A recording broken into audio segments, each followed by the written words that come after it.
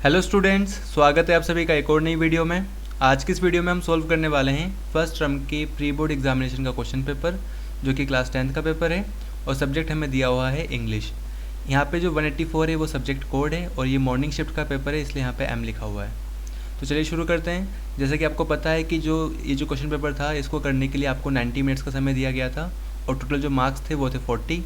इस question paper के अंदर टोटल 60 क्वेश्चन है, जिसमें से आपको 50 क्वेश्चंस अटैम्प्ट करने थे, यानी कि हर एक क्वेश्चन 0.8 मार्क्स का था। ठीक है, तो चलिए शुरू करते हैं। यहाँ पे सबसे पहले जो जनरल इंस्ट्रक्शंस है उसको रीड कर लेते हैं। यहाँ पे लिखा था कि ये जो क्वेश्चन पेपर है वो 3 सेक्शंस में डिवाइड है। जो सेक्शन ए है उसके वो रीडिंग वाला सेक्शन है, जिसके अंदर 18 क्वेश्चन पूछे गए हैं, जिसमें से 14 हमें करने थे। सेक्शन बी के जो है वो राइटिंग और ग्रामर का सेक्शन है, जिसके अंदर 12 क्वेश्चन है, जिसमें से आपको 10 क्वेश्चन अटैम्प्ट करने थे। सेक्शन सी जो क्या है वो लिटरेचर का है, जिसके अंदर 30 क्वेश्चन है, जिसमें से 26 क्या है आपको अटैम्प्ट करने थे। यहाँ पे लिखा है all questions carry equal marks, यानी हर एक क्वेश्चन इक्वल मार्क्स का था, यानी कि 0.8 मार्क्स का। और there is no negative marking, कोई नेगेटिव मार्किंग नहीं थी। तो चलिए यहाँ पे सबसे पहले सेक्शन जो ए है उसको देख लेते हैं।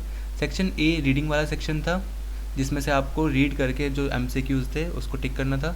तो जो यहाँ पे जो पैसेज दिया था सेक्शन ए में, जो पहला पैसेज था, फर्स्ट पैसेज, उसको बहुत ध्यान से केयरफुली आपको रीड करना था। मैं समझा देता हूँ इसकी समरी क्या है। इसके अंदर हमें ये बता रखा है कि किस तरह से जो सीनियर सिटीज़न होते हैं, जो बुजुर्ग लोग होते हैं, उनको किस तरह की परेशानियों का सामना करना पड़ता है। ठीक है, तो वो सभी इसके अंदर दे रखा था, जिसको आपको अच्छे से रीड करना था। ठीक है, आगे देखते हैं क्वेश्चन किस टाइप से पूछे गए हैं। यहाँ लिखा है based on your understanding of the passage answer any 8 out of the 10 questions by choosing the correct option. ठीक है, तो हमें 10 में से सिर्फ 8 क्वेश्चन चूज़ करने थे। आज 8 क्वेश्चन को मतलब 8 क्वेश्चन का बिल्कुल सही करेक्ट आंसर हमको देना था। तो जो पहला क्वेश्चन यहाँ पे पूछा गया था वो ये था कि according to the narrator what from the following are the problems generally faced in old age. यानी नरेटर के अकॉर्डिंग जो ओल्ड एज होती है, हम मतलब जो बुढ़ापा होता है, उसके अंदर जो कौन कौन सी ऐसी प्रॉब्लम्स है जो कि हमें फेस करनी पड़ती है। तो मेमोरी लॉस दे रखा है, इन अटेंटिवनेस हो गया, शॉर्ट साइटनेस हो गया। तो ये ऑल ऑफ द अबव याद रखना। इसमें जो डी ऑप्शन था वो बिल्कुल सही था, क्योंकि जब ओल्ड एज होती है तो हमें ये सारी परेशानियों का सामना करना पड़ता है। तो ए का आंसर होगा डी। सेकेंड वाला था choose the option that is closest in the meaning of the phrase at wit's end with reference to the passage. अब देखो पैसेज में अगर हम देखें ध्यान से, तो यहाँ पे पैसेज में यहाँ पे एट विट्स एंड यूज़ किया गया है, ये रहा यहाँ पे। ठीक है, तो पैसेज के अंदर इसकी मीनिंग क्या निकल के आती है। ठीक है, तो अगर इसका ऑप्शन देखें तो ऑप्शन में दे रखा था कि अलर्ट, सेकंड था पजल्ड, इजी गोइंग या कॉन्फिडेंट। याद रखना एट विट्स एंड मतलब होता है पजल्ड, तो इसका राइट आंसर है ऑप्शन बी। ठीक है, अगला है क्वेश्चन नंबर 3। यहाँ पर लिखा है which of the following situation are not an example of absent mindness, choose the correct option. यानी अपसेंट माइंडनेस क्या होता है, जब हम चीज़ें भूल जाते हैं, तो इनमें से कौन सा जो सिचुएशन है वो उसका एग्जाम्पल नहीं है। तो पहली सिचुएशन दे रखी है taking the right medicine at the right time. अगर हम राइट मेडिसिन राइट टाइम पे लेंगे तो ये तो जाहिर सी बात है अपसेंट माइंडनेस का एग्जाम्पल तो हो नहीं सकता ये। ठीक है, तो एक तो ये उसमें नोट का है ना, तो नोट में यानी पहला तो हो सकता है, फर्स्ट क्या है इसका एग्जाम्पल नहीं है। सेकेंड लिखा है leaving the groceries in the grocery store after buying them. अब अगर हम भूल जाएंगे तो उसी को तो बोल देंगे अपसेंट माइंडनेस। हम ये तो क्या है अपसेंट माइंडनेस का एग्जाम्पल है, तो इसको हमें नहीं लिखना, क्योंकि हम यहाँ पर नोट का है ना, तो ये तो अपसेंट माइंडनेस का एग्जाम्पल है, तो उसको हमें नहीं लिखना। ठीक है, हमें सिर्फ वो चीज़ लिखनी है जो अपसेंट माइंडनेस का एग्जाम्पल नहीं है। तो पहला वाला नहीं है, क्योंकि हम राइट टाइम पे राइट मेडिसिन ले रहे हैं। थर्ड देखो यहाँ लिखा है putting the spectacles on the head and searching for them. यानी जब हम स्पेक्टिकल्स अपने सिर पे रख देते हैं और फिर उसको ढूंढते रहते हैं यहाँ वहाँ, तो ये भी क्या है, ये भी इसका एग्जाम्पल नहीं है। ये क्या है, ये किसका एग्जाम्पल है, अपसेंट माइंडनेस का एग्जाम्पल है। सो हमें यहाँ पे नोट वाला करना था, तो ये क्या है एग्जाम्पल होगा, इसलिए हमें इसको भी नहीं लिखना। Leaving the house after locking the front door properly. यानी जब हम फ्रंट डोर को प्रॉपरली लॉक करते हैं, बाहर निकलते हैं, तो ये क्या है अपसेंट माइंडनेस का एग्जाम्पल नहीं है। ठीक है, तो इसको टिक करना है। उसके बाद लिखा है recognising your friend after years of separation. यानी हम कई साल बाद अपने दोस्तों को मिलेंगे और उसको हम पहचान लेंगे, तो ये भी अपसेंट माइंडनेस का एग्जाम्पल नहीं है। आगे लिखा है calling the neighbours by wrong name. तो हाँ, ये तो अपसेंट माइंडनेस का एग्जाम्पल है, तो ये नहीं हो सकता। तो बेसिकली क्या निकल के आ रहा है, सो पहला, चौथा और पाँचवा, यानी कि फर्स्ट, 145 यानी ऑप्शन ए बिल्कुल सही है। यानी कि 145 ऐसी सिचुएशन है जो कि एब्सेंट माइंडनेस की एग्जाम्पल नहीं है, तो ऑप्शन ए बिल्कुल सही होगा इसका। आगे बढ़ते हैं क्वेश्चन नंबर 4 की तरफ।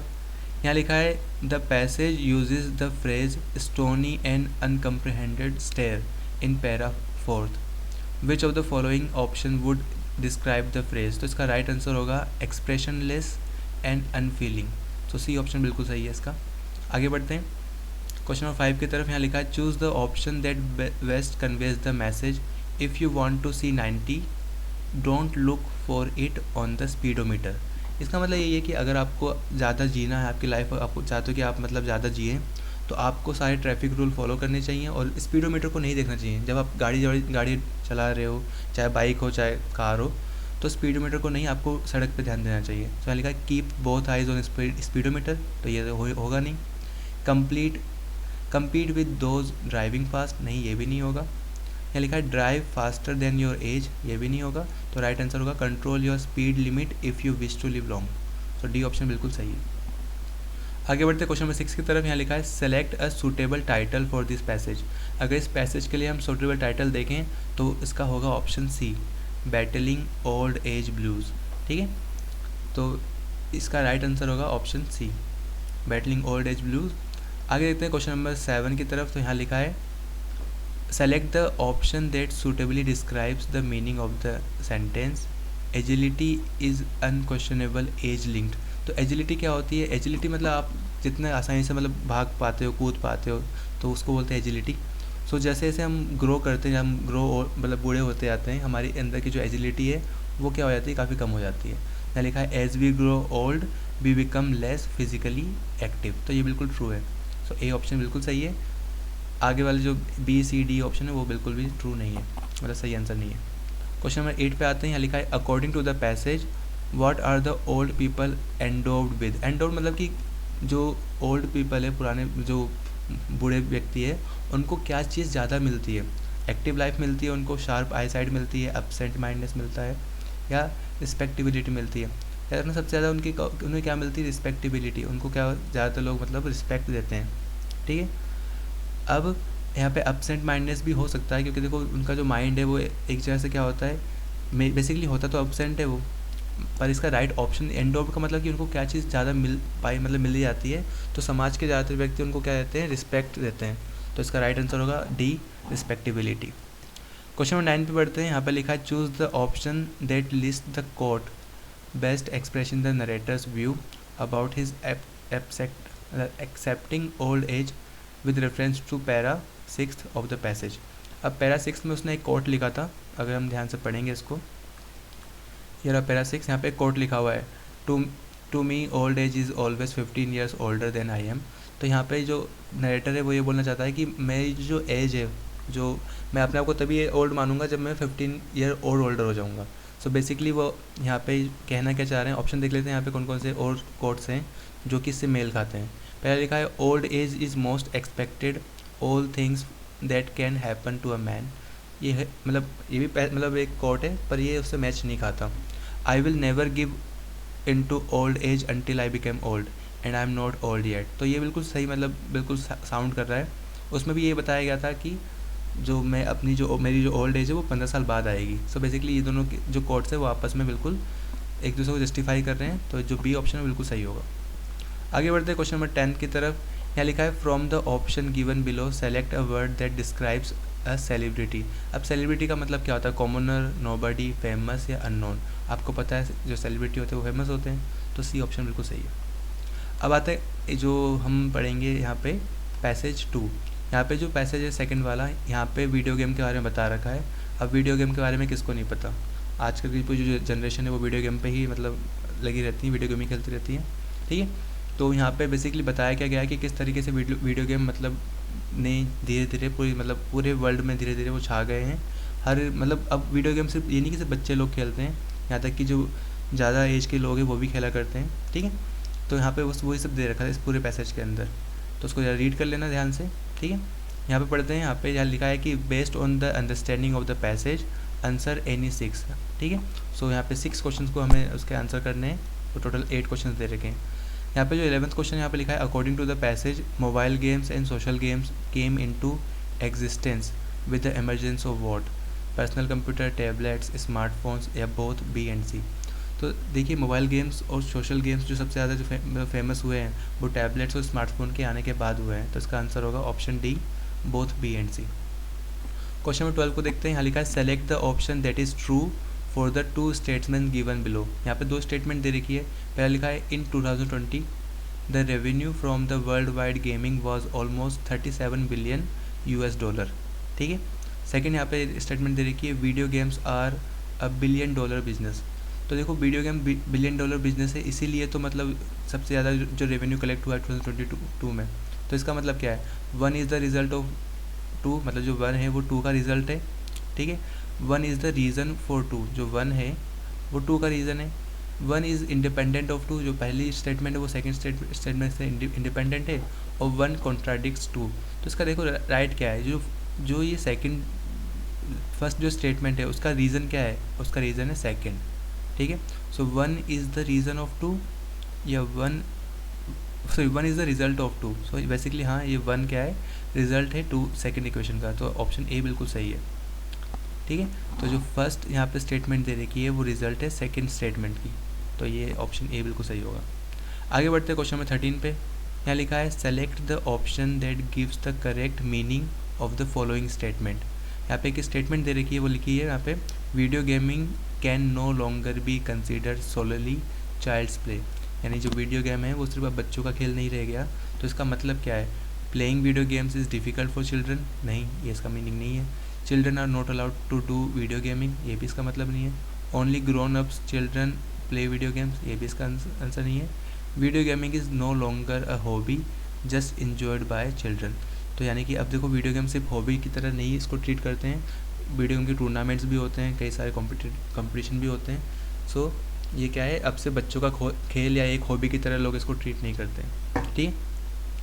आगे देखते हैं क्वेश्चन नंबर 14 को। यहाँ पे लिखा है select the option listing that what the given sentence refers to, ठीक है। तो यहाँ पे एक सेंटेंस दे रखा है Sony's PlayStation 4 is the best seller among the current generation consoles. तो इसका ये जो सेंटेंस दे रखा है, इसका जो राइट ऑप्शन जो मतलब राइट मीनिंग है वो क्या है। पहले लिखा है Sony's PlayStation brand has been one of the biggest names in the console gaming, बिल्कुल सही है ये तो, मतलब है ऐसा, मतलब हो सकता है ये आंसर। आगे देखते हैं Sony is the only company manufacturing PlayStation, ठीक है, ये तो बिल्कुल नहीं है, PlayStation तो और भी कंपनियाँ बनाती हैं। Sony PlayStation 4 has had the maximum sale as compare to other, यानी सोनी का जो PlayStation 4 है उसकी जो सेल है वो मैक्सिमम हुई थी। हाँ, क्योंकि देखो यहाँ पे लिख भी रहा है बेस्ट सेलर दे रखा है, तो इसकी जो सेल क्या होगी, मैक्सिमम होगी, तो ऑप्शन सी ज़्यादा सही है। देखो ऑप्शन ए भी बिल्कुल लग रहा है कि जो सोनी का जो PlayStation है वो काफ़ी मतलब फेमस है, पर यहाँ पे क्योंकि बेस्ट सेलर लिखा था तो इसके लिए यहाँ पे बेस्ट सेलर है, और यहाँ पे क्या लिखा है, मैक्सिमम सेल्स लिखा है, तो राइट ऑप्शन होगा ऑप्शन सी, ठीक। डी लिखा है Sony provides the subscriber access to the games, ये इसका ऑप्शन नहीं होगा, तो ऑप्शन सी सही है। आगे देखते हैं क्वेश्चन नंबर 15 को। यहाँ लिखा है the percentage of internet users in US spending more than 6 hours per week. तो 6 आवर पर वीक आपको बुक मतलब इसी पैसेज के अंदर दे भी रखा था नीचे यहाँ पे कहीं पे, ठीक है, यहाँ पे था 40% ये रहा, 40% टोटल ये दे रखा है। उसके बाद जो 6 आवर पर वीक था तो उसका यहाँ पे दे रखा है, देखो यहाँ देखा 18% spend more than 6 hour per week playing video game. So option जो 18% जिसमें लिखा होगा वही राइट आंसर होगा, तो यहाँ पे है ए ऑप्शन, 18% यहाँ पे लिखा हुआ है, ठीक है। फिर बढ़ते हैं क्वेश्चन नंबर 16 की तरफ। यहाँ लिखा है the most preferred genre of video gaming. अब ज़्यादातर लोग किस टाइप के वीडियो गेम खेलना पसंद करते हैं, स्ट्रेटजी, एक्शन, स्पोर्ट्स या एडवेंचर। इस अगर हम पैराग्राफ में मतलब पैसेज में देखें तो यहाँ पे दे भी रखा है, वैसे आपको यहाँ बता भी रखा है फेवरेट वीडियो गेम, यहाँ लिखा भी है स्ट्रेटजी हो गया, action, strategy and action, adventure. यहाँ पे लिखा है कि पर यहाँ पे देखो survey conducted in the United States in the 2021 display data on game preferences by genre shown 40% of video gamers are played action games. So basically action game सबसे ज़्यादा लोग मतलब पसंद करते हैं, तो इसका राइट आंसर होगा एक्शन गेम। तो यहाँ पे एक्शन गेम पे ही टिक करना है, एक्शंस पे। क्वेश्चन नंबर 17 पे आते हैं। यहाँ लिखा है select the option listing what the given sentence refer to. तो यहाँ पे ये सेंटेंस दे रखा है, इसका मीनिंग क्या है हमें वो देखना है। Video games have come a long way. अब वीडियो गेम्स काफ़ी दूर तक आ चुके हैं। दूर तक आ चुके हैं मतलब क्या है, वो उनके अंदर काफ़ी कुछ डेवलपमेंट हो चुकी है, ठीक है, और उन्होंने बहुत कुछ मतलब गेन किया, पॉपुलरिटी गेन करी है। तो बेसिकली जो सी ऑप्शन है वो बिल्कुल सही है। यहाँ पे लिखा है video gaming has gained a lot of popularity with the passage of time, ठीक है, तो सी ऑप्शन बिल्कुल सही है। क्वेश्चन नंबर 18 यहाँ पे लिखा है according to the passage the most popular in purchase store जो होगा वीडियो गेम का वो क्या होता है। तो यहाँ पे मतलब जो पैसेज के अंदर दे रखा है अमेज़ॉन, ठीक है, तो ऑप्शन डी बिल्कुल सही है। उसके बाद यहाँ पे दे रखा है सेक्शन बी जो कि ग्रामर का है, यहाँ पे ग्रामर एंड राइटिंग का, उसको हम सॉल्व करेंगे। यहाँ जो ग्रामर वाला पार्ट है यहाँ पे दे रखा है कि answer any 5 out of 6 questions by selecting the most appropriate option. So यहाँ पे जो पहला क्वेश्चन है 19 क्वेश्चन है ग्रामर का, वो ये लिखा है you dash use office phone for private calls. तो ऑफिस के अंदर जो होता है ऑफिस फ़ोन का यूज़ हम प्राइवेट कॉल के लिए नहीं कर सकते, तो यहाँ पे आएगा must not, you must not use office phone for private calls, ठीक है, तो यहाँ पे ऑप्शन सी बिल्कुल सही है। आगे देखते हैं क्वेश्चन नंबर मतलब 20 है जो यहाँ लिखा है I always keep dash money in my wallet for emergency. So यहाँ पे आएगा I always keep some money, much money, any money, तो यहाँ पे आएगा सम मनी, ठीक है, सो ऑप्शन डी बिल्कुल सही है इसका। आगे बढ़ते हैं क्वेश्चन नंबर 21 की तरफ। यहाँ लिखा है the flower on this plant dash no fragrance.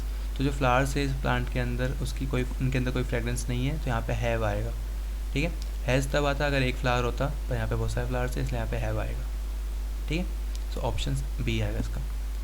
Question number 22 को देख लेते हैं। यहाँ लिखा है ही dash his money so he can't by his hamburger. तो उसने अपने पैसे खो दिए इसलिए वो अपना हैमबर्गर नहीं खरीद सकता। सो बेसिकली यहाँ पे आ गया ही विल लूज, नहीं ही हैज़ लॉस्ट, ठीक है, सो ऑप्शन बी बिल्कुल सही है, he has lost his money so he can't by his hamburger, ठीक है। आगे देखते हैं क्वेश्चन नंबर 23 को। यहाँ लिखा है which option displays the correct change of the following to reported speech. अब इसको रिपोर्टेड स्पीच में हमें कन्वर्ट करना है, यानी एक्टिव से पैसिव में कन्वर्ट करना है, तो इनमें से कौन सा ऑप्शन बिल्कुल सही रहेगा। यहाँ पे देखो सेंटेंस ये दे रखा है Ratna said to Bihu we are planning to go to Lansdowne this summer, Lansdowne, ठीक है। सो यहाँ पे बेसिकली इसको अगर हम पैसिव मतलब रिपोर्टेड स्पीच में कन्वर्ट करेंगे तो इसका राइट आंसर क्या होगा, रत्ना सेड टू है तो यहाँ पे आएगा रत्ना टोल्ड हो जाएगा सेड टू की जगह, ठीक है। अब वी आर है ना, तो वी तो किसके लिए आया, उनके लिए आया ना, तो यहाँ पे आएगा वी कन्वर्ट हो जाएगा दे में, और आर हो जाएगा were. So they were planning to go to, यहाँ पे जो जगह का नाम है वो, और दिस समर था तो दिस का हो जाएगा दैट समर। सो बेसिकली जो राइट आंसर निकल के आ रहा है वो आ रहा है ऑप्शन डी। यहाँ लिखा है Ratna told Bihu that they were planning to go to Lansdowne that summer. So D option बिल्कुल सही होगा इसका। आगे बढ़ते हैं क्वेश्चन नंबर 24 की तरफ। यहाँ पे क्वेश्चन नंबर 24 में लिखा है the bus to Siliguri leaves dash hour, each hour, every hour, each one या वन। याद रखना यहाँ पे एवरी आएगा। जो काम फ्रिक्वेंटली होते हैं जैसे मान लो ईच एवरी आर या फिर एवरी डे, तो यहाँ पे एवरी ही आता है, उन सेंटेंस के अंदर एवरी आता है। यहाँ पर ईच आर भी हो सकता था, पर बेसिकली जो सूटेबल होगा इस यहाँ पे वो एवरी ही होगा। So the bus to Siliguri leaves every hour. आगे बढ़ते हैं, यहाँ पे राइटिंग वाला पार्ट आ जाता है। यहाँ पे लिखा है answer any 5 out of the 6 questions given with the reference to the context below. यहाँ पे कॉन्टेक्स्ट क्या दे रखा है वो उसे रीड कर लेते हैं। यहाँ लिखा है Deepshikha wishes to write a letter to editor of a national daily drawing attention towards people showing negligence towards disposal of corona virus waste। So basically वही है, ये जो लेटर टू एडिटर आपको सिखाया जाता है वही यहाँ पे दे रखा है। आपको बेसिकली बस फॉर्मेट पता होना चाहिए कि फॉर्मेट क्या होता है। अब सबसे पहले वो जो जिसको हम लिख रहे होते हैं उसका एड्रेस आता है, फिर डेट आती है, फिर जो हमारा जो एड्रेस है वो आता है, उसके बाद हम शुरू करते हैं, ठीक है, सब्जेक्ट लिखने के बाद। तो यहाँ पे जो पहला क्वेश्चन पूछा गया है वो ये पूछा गया है कि select the option with relevant aspects that Deepshika should select to begin her letter.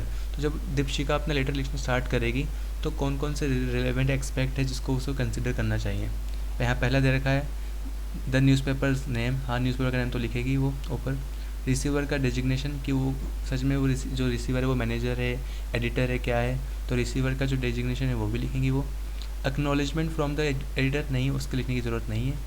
Sender का एड्रेस, सेंडर से एड्रेस लिखना ज़रूरी है, ठीक है। सो पहला हो गया, दूसरा हो गया, चौथा ये तो लिखेगी। आगे देख लेते हैं आगे क्या दे रखा है। यहाँ पे 5th में दे रखा है प्रूफ ऑफ न्यूज़पेपर सब्सक्रिप्शन, तो ये लिखने की उसकी ज़रूरत नहीं है। तो बेसिकली जब वो मतलब लेटर लिखने जाएगी तो उसे न्यूज़पेपर का जो फर्स्ट, सेकंड और फोर्थ, ये 4 चीज़ लिखनी पड़ेगी, 3 चीज़ लिखनी पड़ेगी। तो फर्स्ट, सेकंड और फोर्थ जो बी ऑप्शन है वो बिल्कुल सही है। ये क्या है, रिलेवेंट एस्पेक्ट है जिसको उसे कंसीडर करना चाहिए लेटर लिखने के लिए। आगे देखते हैं क्वेश्चन नंबर 26 को। यहाँ लिखा है select the appropriate subject for this letter. अब सब्जेक्ट की अगर हम बात करें कि वो सब्जेक्ट पे क्या लिखेगी, तो पहले लिखा है following covid appropriate behaviour, floating covid norms, corona virus pollution या pollution due to corona virus waste. तो pollution due to corona virus waste बिल्कुल सही लग रहा है और बिल्कुल सही होगा भी, क्योंकि यही सब्जेक्ट है। आगे देखते हैं क्वेश्चन नंबर 27 को। यहाँ लिखा है which option should Deepshika select to elaborate on the problems caused by improper disposal of corona virus waste. तो कौन कौन सी प्रॉब्लम्स है जिसको वो मतलब पेपर जो लेटर है उसके अंदर लिखेगी। पहला लिखा है people not wearing mask, improper disposal of use mask and gloves, over crowding in the market place. ये हो नहीं सकता, क्योंकि देखो बेसिकली हमें लिखना किस बारे में, हमें लिखना है कि किस तरीके से जो कोरोना वायरस का जो वेस्ट है, चाहे ग्लव्स हो चाहे मास्क हो, उसको इम्प्रॉपर तरीके से लोग मतलब यहाँ वहाँ फेंक रहे हैं, ठीक है, तो उसके बारे में लिखना है। तो पहला तो ऑप्शन होगा नहीं, क्योंकि यहाँ पे क्या है पीपल नॉट वेयरिंग मास्क का दे रखा है, तो उसका उससे कोई लेना देना नहीं है। बी दे रखा है improper disposal of use mask and gloves, people littering places with use mask and gloves, causing serious threat to environment and ecosystem. तो ये बिल्कुल सही ऑप्शन है, ऑप्शन बी, ठीक है। तो ऑप्शन बी पे आपको टिक करना है, क्योंकि इसके अंदर सारे वही पॉइंट लिखे हैं जो कि वो लेटर में लिखेगी एडिटर को। उसके बाद बढ़ते हैं आगे क्वेश्चन नंबर 28 की तरफ। यहाँ लिखा है Deepshika share some suggestions in her letter to address the issue. वो कुछ सजेशन देती है। Select the option that helps her complete this suggestion appropriately. तो हमें इसको कंप्लीट करना है। सजेशन क्या लिखा है यहाँ पे, लिखा है in my opinion an awareness has to be created around the issue of dash, people should embrace dash. अब देखो जो इशू है वो क्या है, इशू ये है कोरोना वायरस पॉल्यूशन, और पीपल शुड एम्ब्रेस, लोगों को क्या करना चाहिए, रिसाइकल्ड मास्क और हैंड वॉशिंग को एम्ब्रेस करना चाहिए। तो जो ऑप्शन ए है बिल्कुल सही है इसका, ऑप्शन बी सी डी नहीं हो सकता, तो राइट ऑप्शन होगा ऑप्शन ए। आगे बढ़ते हैं क्वेश्चन नंबर 29 की तरफ। यहाँ लिखा है select the option that correctly justify the choice of concluding portion of this letter. तो जो कंक्लूडिंग पोर्शन निकल के आएगा वो क्या निकल के आएगा, मतलब जो एंड में वो लिखेंगी वो क्या लिखेगी दीपशिका। यहाँ लिखा है I hope that my views will find suitable place in the steamed column of your reputed newspaper and help create awareness among people. हाँ, तो देखिए हम आपको पता है जो हम कंक्लूज़न लिखते हैं वो क्या होता है, पोलाइट होना चाहिए, ठीक है, जब एडिटर को लिखते हैं, तो ये बिल्कुल सही है। पर सेकंड में क्या लिखा है, सेकंड भी रीड कर लेते हैं। यहाँ लिखा है I expect the concern authorities to look into the matter and take some strict action. तो ये भी देखो यहाँ पे क्या है, अथॉरिटी को मतलब कंसर्न करने की बात आ रही है, तो ये भी बिल्कुल सही है। पर यहाँ पे ऑप्शन क्या दे रखे हैं, यहाँ लिखा है yes to the option 1, option 1 को येस कर रहा है बिकॉज ऑफ पोलाइट टोन, क्योंकि वो पोलाइट टोन है उसमें आ रही है। No to option 1 because of formal tone, यहाँ पे नो कहा गया है। No to option 2 because of polite tone. अब नो मतलब 2 के अंदर तो कोई भी मतलब पोलाइट टोन तो यूज़ हुई नहीं है। Yes to option 2 because of informal tone. So basically इसका राइट आंसर होगा option A, yes to option 1 because of polite tone. तो क्योंकि पोलाइट टोन का यूज़ किया गया है इस पहले स्टेटमेंट के अंदर, इस पहले लाइन के अंदर, तो इसलिए यही मतलब क्या होगा, कंक्लूडिंग पोर्शन होगा। फिर आता है क्वेश्चन नंबर 30 की तरफ। यहाँ लिखा है select the option that completes the concluding line appropriately. तो जो कंक्लूडिंग लाइन यहाँ पे होती है वो क्या होती है, I hope that my letter will lead to action against all authorities, improve habits of people, help save environment या awaken people to their role in keeping their environment clean. So basically ये जो statement करी गई है, जो conclusion आया है, concluding line आएगी वो क्या है, अथॉरिटी से हम एक्शन लेने की बात करी गई है, इम्प्रूव पीपल हैबिट हो गया या हेल्प सेव इन्वायरमेंट, तो यहाँ पे ये आएगा D option, awaken people to their role in keeping their environment clean. ठीक है, तो डी ऑप्शन है वो बिल्कुल सही है। इस तरह से हमने जो सेक्शन बी है वो भी सॉल्व कर लिया है। फिर बढ़ते हैं सेक्शन सी की तरफ। यहाँ पे जो सेक्शन सी है वो लिटरेचर का है, यानी आपकी जो बुक्स हैं उसमें से क्वेश्चन आए हैं इसके अंदर।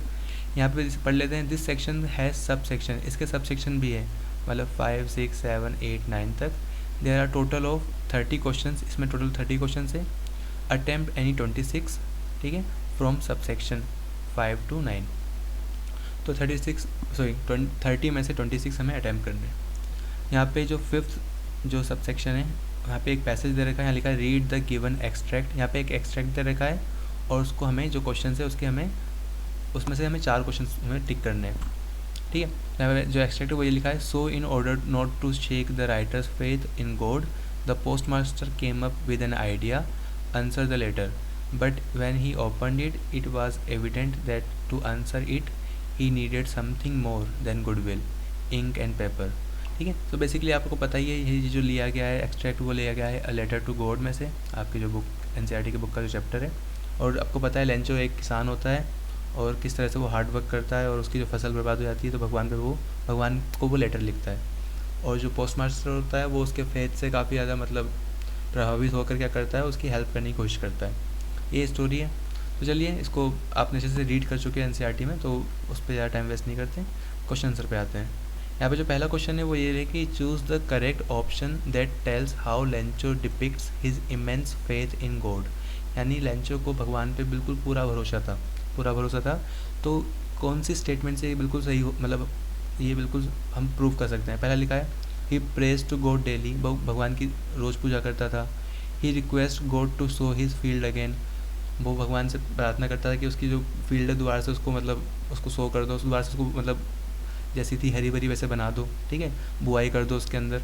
तो ऐसे तो वो करता ही था, उसने ऐसा कहा भी नहीं चैप्टर के अंदर। He does good to others, वो दूसरों का भला करता था। यहाँ लिखा है he start up a correspondence with God.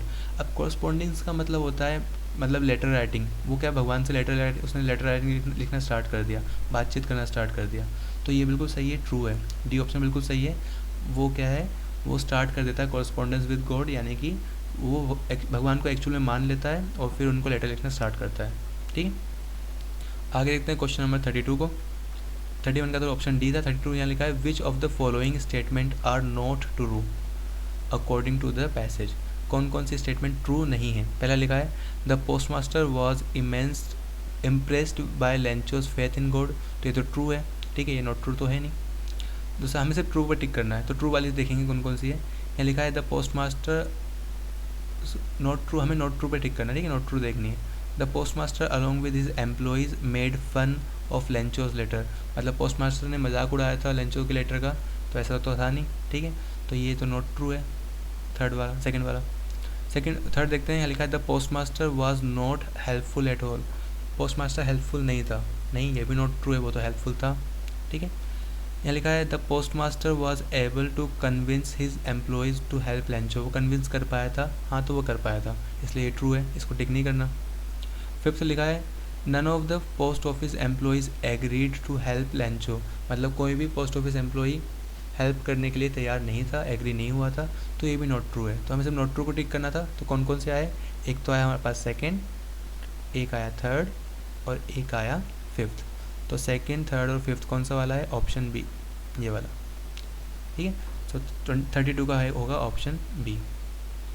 आगे बढ़ते हैं क्वेश्चन नंबर 33 की तरफ। यहाँ लिखा है which of the following is not an act of charity, यानी इनमें से कौन सा एक्ट ऑफ चैरिटी नहीं है।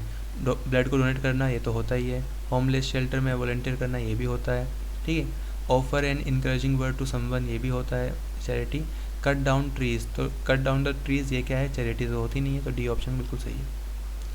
आगे बढ़ते हैं क्वेश्चन नंबर 34 की तरफ। यहाँ लिखा है but he stuck to his resolution, what does the word resolution tell you about the postmaster. Resolution का मतलब क्या होता है, रेजोल्यूशन का मतलब होता है आपका संकल्प। ठीक है, तो यहाँ पे आएगा he had firmness of purpose. ठीक है, उसका जो पर्पस था वो काफ़ी फर्म था, काफ़ी मतलब फर्म मतलब सुदृढ़, मतलब एक तरह से दृढ़ था, दृढ़ निश्चय था। तो ऑप्शन ए बिल्कुल सही है। आगे बढ़ते हैं क्वेश्चन नंबर 35 की तरफ। यहाँ लिखा है what all did the post master need to answer Lencho's letter, यानी पोस्ट मास्टर को क्या क्या चीज़ चाहिए थी लेंचो के लेटर को मतलब लिखने के लिए, वापस लिखने के लिए। Only pen and a piece of paper, नहीं। Kind heartness along with along with the pen and paper, ये भी नहीं हो सकता। Generosity along with pen and paper, ये भी नहीं हो सकता। Money apart from pen and paper, यानी पेन एंड पेपर चाहिए भी थी, उसको पैसे भी चाहिए थे, तो डी ऑप्शन बिल्कुल सही है। तो इस तरह से हमने जो फिफ्थ वो तो पार्ट था वो हमने कर लिया। अब यहाँ पे सिक्स्थ वाला इसको रीड कर लेते हैं। Read the given extract and answer the question that follows any four, इसमें से कोई से भी 4 के आंसर देने थे। पहला लिखा है writing in a diary is a really strange experience for someone like me, not only because I have never written anything before but also because it seems to me that later on neither I nor anything else will be interested in musings of a 13 years old schoolgirl। तो basically ये जो आपके जो book में है a diary of Anne Frank, उसी में से ये एक्सट्रैक्ट दिया गया है। इसको आपने अच्छे से ये चैप्टर रीड कर चुके हैं, तो कोई नहीं, आगे बढ़ते हैं क्वेश्चन पे सीधा आते हैं। यहाँ पे लिखा है choose the option that best explains the irony, यानी इसके अंदर आयरनी क्या है। ठीक है, आयरनी आपको पता है, आयरनी मतलब एक तरह से मतलब विडम्बना बोल दो।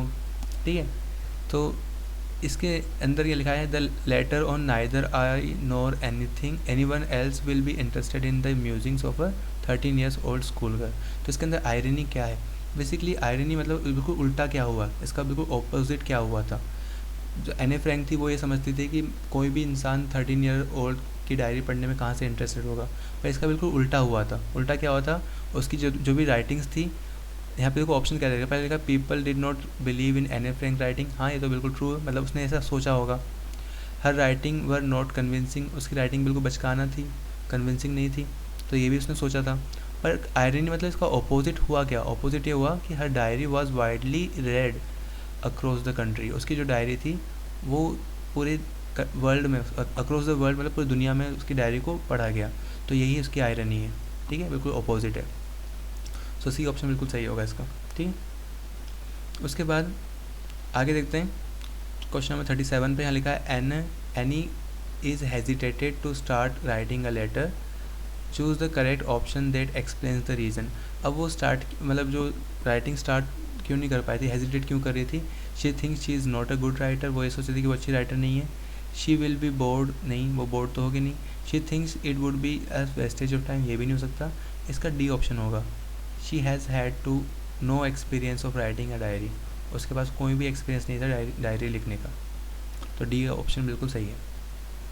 फिर आता है क्वेश्चन नंबर 38 पे। यहाँ लिखा है pick out the option that is odd one out, इसमें से जो ओड वन है उसको हमें क्या करना है, उसे बाहर निकालना है। वहाँ पे मीनिंग लिखा है म्यूजिंग्स का। अब म्यूजिंग्स की मीनिंग याद रखना, थॉट्स भी होती है, इंट्रोस्पेक्शन भी होती है, मेडिटेशन भी होती है, पर यहाँ पे जो थॉटलेसनेस है ये नहीं होती, तो इसको हमें बाहर निकाल देना है। तो ऑप्शन कौन सा है, जो 3 है वो क्या है, उसे हम बाहर निकालेंगे, तो ऑप्शन 3 ये वाला है, ऑप्शन सी। ठीक है, तो ये होगा राइट आंसर। आगे बढ़ते हैं क्वेश्चन नंबर 39 की तरफ। यहाँ लिखा है Anne wanted to write a diary to get things off her chest, to get things off chest, choose the correct meaning of this phrase. देखो, to get things off chest का मतलब होता है अपनी जितनी भी अपने अंदर जो भी शब्द हैं, जो भी बातचीत हैं, ठीक है, जो भी हम कहना चाहते हैं उसको बाहर निकाल देना। तो इसका राइट आंसर होगा option D, to say something that one has wanted to say, यानी वो सब कह देना जो कि कोई कहना चाहता है। क्वेश्चन नंबर 40 देखो, यहाँ लिखा है what do we get to learn about Anne Frank from the passage. ठीक है, इस पैसेज से हमें एनी फ्रैंक के बारे में क्या जानने को मिलता है। Anne is a lovely girl, Anne is indecisive, Anne believes in the power of writing, या Anne likes to keep secret. तो इसका होगा option C, Anne believes in the power of writing.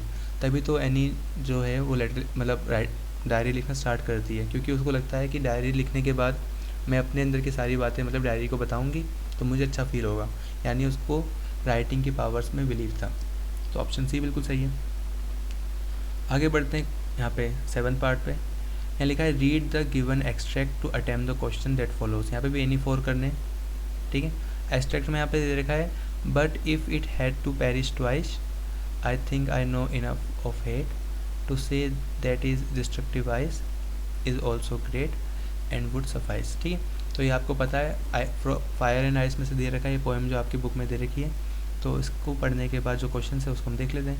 यहाँ पे जो पहला क्वेश्चन पूछा गया वो ये पूछा गया है कि according to the stanza what would be suffice if the world were to perish, यानी दुनिया को ख़त्म करने के लिए क्या चीज़ ज़रूरी होगी, क्या चीज़ इनफ होगी।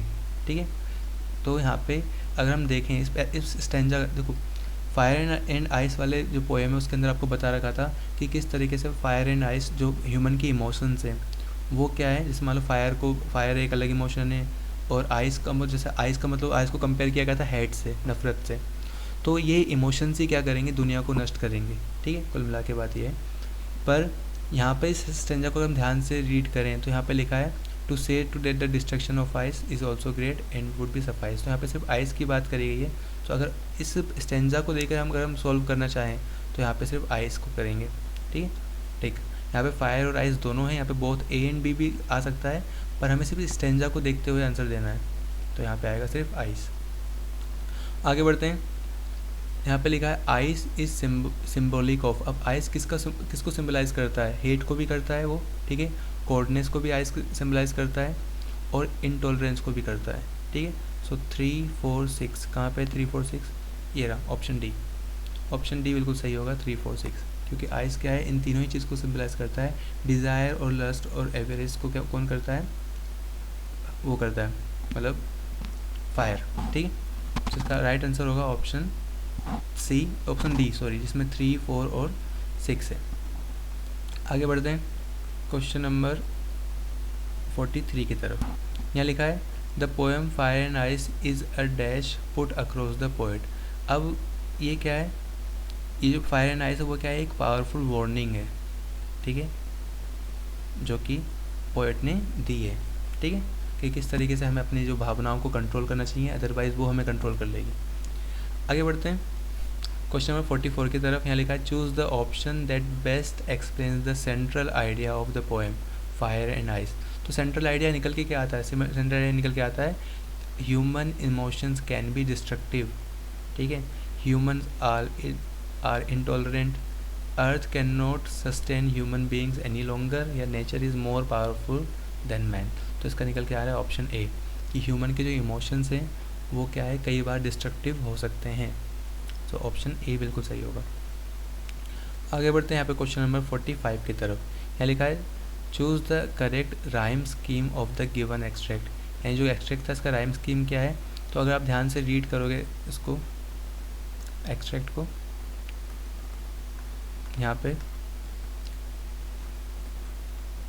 तो यहाँ पे देखिए सबसे पहले लिखा है but it had to perish twice. यहाँ पे ट्वाइस दे रखा है तो इसको हम ए मान लेते हैं। हेट, तो हेट तो अलग है, अलग स्पीक मतलब राइम कर रहा है तो उसको बी मान लेते हैं। अब ट्वाइस का आइस दे रखा है तो यहाँ पे दोबारा से ए आ गया। यहाँ पे ग्रेट है तो ग्रेट क्या दूसरा से आ गया। हेट का मतलब राइम कर रहा है तो ये बी हो जाएगा, ये भी। सफाइस आइस को वो कर रहा है, तो कुल मिला के आया गया ए बी ए। ठीक है, सो ए बी ए किसका मतलब कौन सा ऑप्शन है देख लेते हैं इसको। सो ए बी ए, ये जो ऑप्शन बी है वो बिल्कुल सही है। सो जो राइम स्कीम है इसमें वो ये वाली है, बी ऑप्शन जो है। यहाँ पे जो 8th पार्ट है उसको भी देख लेते हैं। यहाँ लिखा है read the given extract to attempt the question that follows. यानी 4 करने इसके अंदर भी यहाँ पे जो एक्सट्रैक्ट दे रखा है वो दे रखा है द थीफ स्टोरी से, जिसमें जो हरी सिंह होता है वो क्या होता है, हरी सिंह की स्टोरी थी इसमें।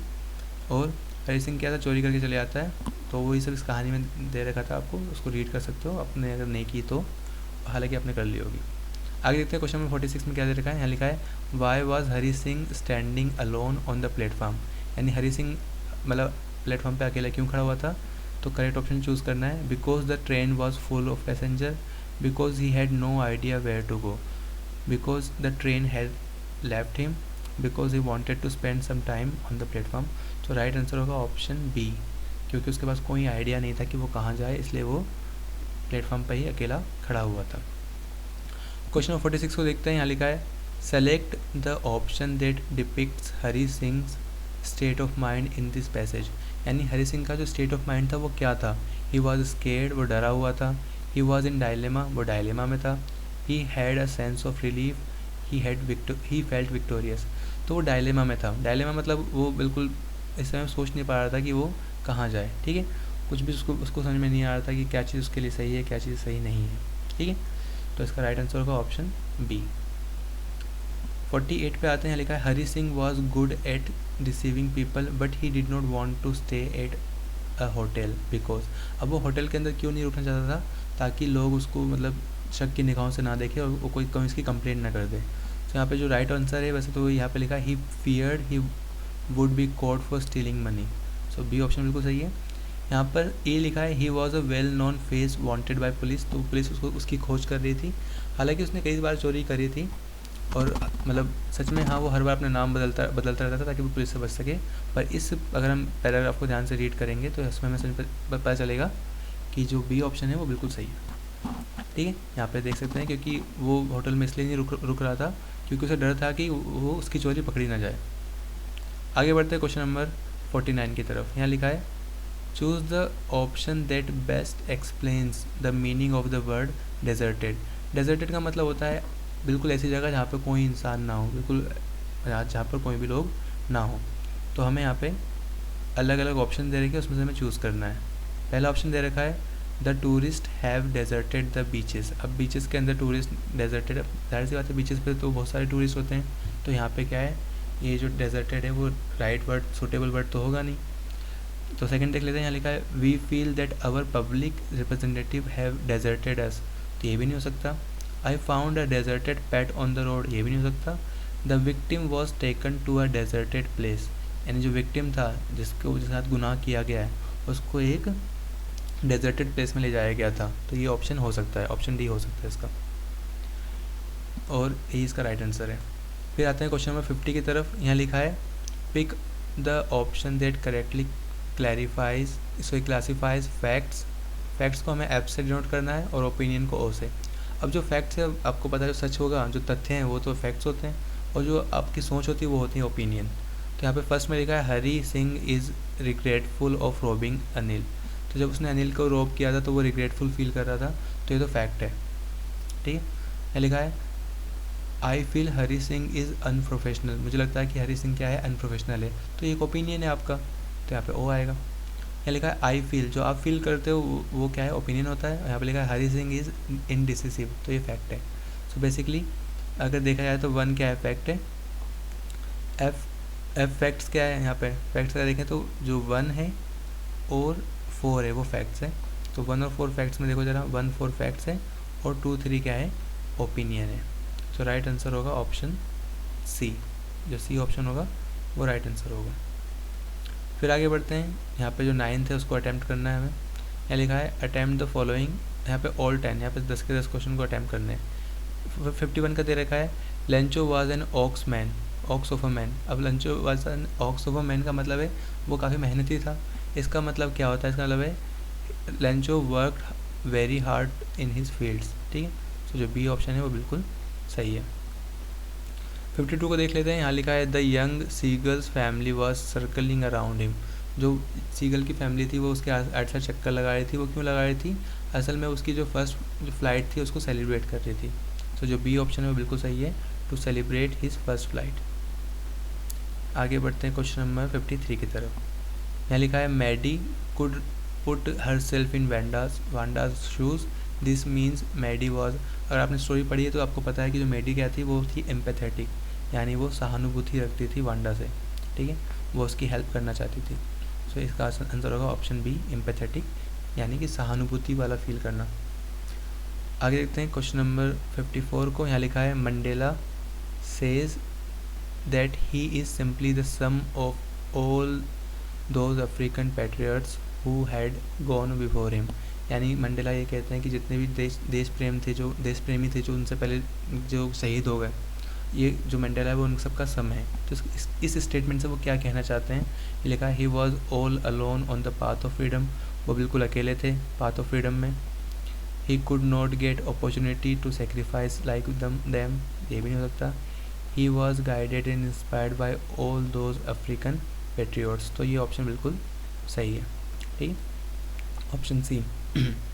आगे बढ़ते हैं क्वेश्चन नंबर 55 की तरफ। यहाँ लिखा है the speaker in the poem the ball poem chooses not to say anything. जो बॉल पोएम के अंदर जो स्पीकर है वो कुछ नहीं बोलना चाहता था, उसने कुछ नहीं कहा, ठीक है। क्यों नहीं कहा? Because he can not buy another ball for the boy, he feels he may embarrass the boy, he himself is sad to see the boy's condition, या he wants the boy to learn to bear the loss. तो जो D option है बिल्कुल सही है। वो चाहता था कि जो बच्चा है वो जल्दी ही ये चीज़ सीख जाए कि हमें अपनी जो चीज़ें हैं उनको खोने का जो दुख होता है वो कैसा होता है, ठीक है। तो ये बिल्कुल सही है, जो डी ऑप्शन बिल्कुल सही है। आगे बढ़ते हैं क्वेश्चन नंबर 56 की तरफ। यहाँ लिखा है इन the poem a tiger in the zoo the phrase ignoring visitors suggest that the tigers is, दो जो टाइगर इन द जू में जो टाइगर है वो बाकी सभी विजिटर को इग्नोर करता है, तो इसका मतलब टाइगर क्या है? फियर्सलेस है, एंगर है, इनडिफरेंस है या पावर है? तो ऐसा आएगा इनडिफरेंस। इनडिफरेंस मतलब कोई फ़र्क नहीं पड़ना, ठीक है, इग्नोर कर देना एक तरह से। तो टाइगर क्या था? इनडिफरेंस था। उसके बाद लिखा 57, ये लिखा है why did doctor Harriet use the word coalescing for tricky. तो उन्होंने ये वर्ड क्यों यूज़ किया था? अब आपको पता है जो ट्रिकी है वो खा खा के मोटा हो गया था, क्योंकि जो उसकी मिसेस पम्फ्रे थी, मतलब जो उसकी मालकिन थी, वो क्या करती थी? उसकी काफ़ी ज़्यादा केयर करती थी, ठीक है। तो यहाँ पे बेसिकली जो वर्ड आया है वो किस लिए यूज़ किया गया है? तो यहाँ पे कहा गया है to inform Mrs Pumphrey that Tricki was recovering, ठीक है। सो जो बी ऑप्शन है बिल्कुल सही है। आगे बढ़ते हैं क्वेश्चन नंबर 58 की तरफ। यहाँ लिखा है Anil made money by fits and start. तो फिट्स एंड स्टार्ट एक ईडियम होती है जिसका मतलब होता है रेगुलर नहीं होना, नॉट रेगुलर, ठीक है। सो जो अनिल के पास जो पैसे आते थे वो रेगुलर नहीं आते थे, so did not get a regular salary, ठीक है। फिट्स एंड स्टार्ट का मतलब होता है कि कोई काम रेगुलरली नहीं करना। तो इसका आंसर होगा ऑप्शन डी। आगे बढ़ते हैं क्वेश्चन नंबर 59 की तरफ। यहाँ लिखा है I watched there progress with growing concern, the use of the phrase growing concern indicates that doctor Harriet was fond of tricky, was worried about ट्रिकीज health, wanted to have a pet like Tricky, या was worried about Mrs. Pumphrey's health। तो basically doctor Harriet जो थे वो tricky के health के लिए worried थे, तो जो ऑप्शन बी है वो बिल्कुल सही है। आगे बढ़ते हैं, लास्ट क्वेश्चन है क्वेश्चन नंबर 60। यहाँ पे लिखा है Griffin was a brilliant scientist because. अब ग्रिफिन एक ब्रिलियंट साइंटिस्ट थे, क्यों थे? यहाँ पे पहला लिखा है ही कैरीड आउट वेरियस एक्सपेरिमेंट्स। तो आपको पता है जो चैप्टर है फुटप्रिंट विदाउट फीट, उसमें आपने पढ़ा होगा कि उसने कई सारे एक्सपेरिमेंट करे थे, तो हाँ उसने कई सारे एक्सपेरिमेंट किए थे। He discovered a rare drug that could make a human body invisible, यानी उसने एक रेयर ड्रग मतलब डिस्कवर कर ली थी जो कि इंसानों को गायब कर सकती थी, तो ये भी बिल्कुल ट्रू है। His experiment could prove useful for Mankind, उसके जो एक्सपेरिमेंट थे वो मैनकाइंड के लिए काफ़ी यूज़फुल प्रूव हो सकते थे, हाँ बिल्कुल हो सकते थे, पर उसने उसका गलत यूज़ किया, ठीक है। तो ये तीनों ही पॉइंट बिल्कुल सही है, तो यहाँ पे आएगा ऑल ऑफ द अबव। तो इस तरीके से हमने जो आपका जो प्री बोर्ड का इंग्लिश का जो पेपर है वो सॉल्व कर दिया। आई होप आपको सारी चीज़ें क्लियर हो चुकी होगी। अगर फिर भी कोई डाउट रह जाता है तो आप कमेंट करके पूछ सकते हैं, और अगर वीडियो पसंद आए तो वीडियो को लाइक करना और ज़्यादा से ज़्यादा शेयर करना, और ऐसे ही सारी वीडियो टाइम से पाने के लिए चैनल को सब्सक्राइब भी कर लेना। मिलते हैं अगली वीडियो में, तब तक के लिए stay safe and keep learning.